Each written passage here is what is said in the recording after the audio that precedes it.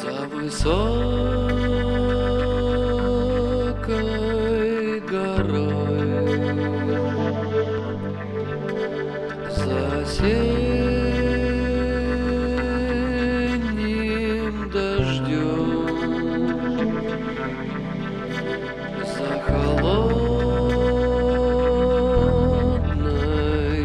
золой, за голодным огнем, за неверной тропой, за истлением